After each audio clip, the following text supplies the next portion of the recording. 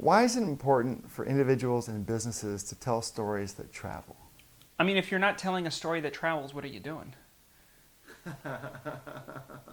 Right? I mean, it's like, I mean, in many ways, that's what we're all trying to do. Is we're trying to take something that might be a seed, right, or something that might be like, imagine a tree that's like a foot tall, and you're trying to grow it to 30 feet tall, right? You're trying to grow something, whether it's viral this and word of mouth that, and but when you cut through all that noise, it's basically telling a story that others can believe in. And that was really, that's the topic of my manifesto, right? It's called Believe Me, right? The storytelling manifesto for change makers and innovators. One of the driving themes of the world we're in right now is a crisis of confidence. We're very suspicious and distrustful of the things that are coming at us. How do you tell a story that people can believe in? A story that people can identify with as their own?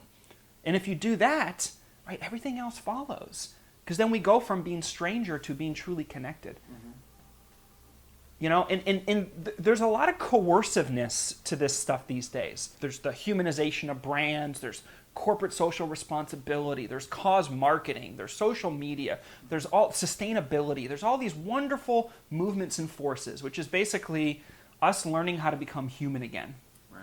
Which is a little ironic and, it's a little absurd in certain ways. And yet, I understand why, right? It's like we've really disconnected. Well, like that process of just becoming human again, right? Here's the irony to it, or the weird coerciveness is people are talking about authenticity. People are talking about connectiveness and all these other buzzwords.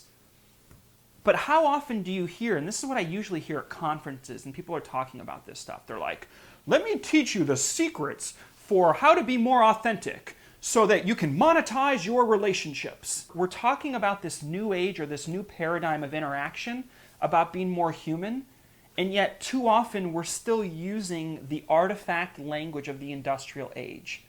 This artifact language of commoditization, this artifact language of competitiveness, right? Like the best story wins, right? Then I gotta like persuade you and convince you and sell you, and storytelling are just like the latest, greatest techniques for how I'm going to like get to the top of the heap. And for me, there's just a fundamental disconnect around that. It's like everybody's trying to validate themselves out there. We all just want to be seen and recognized. We all want to be part of something larger than ourselves.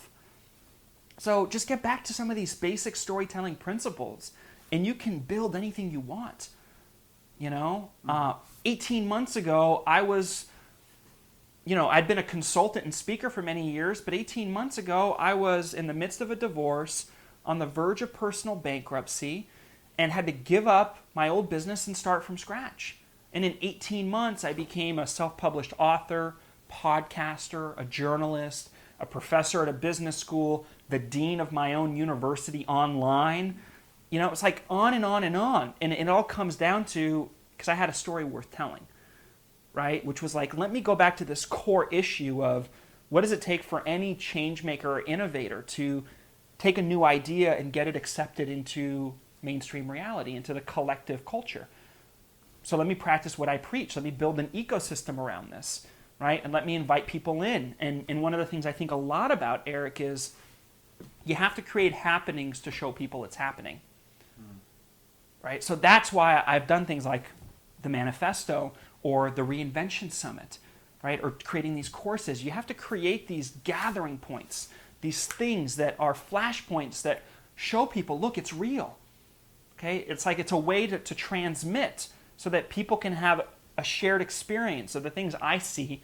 I'm creating an environment for people to see it for themselves.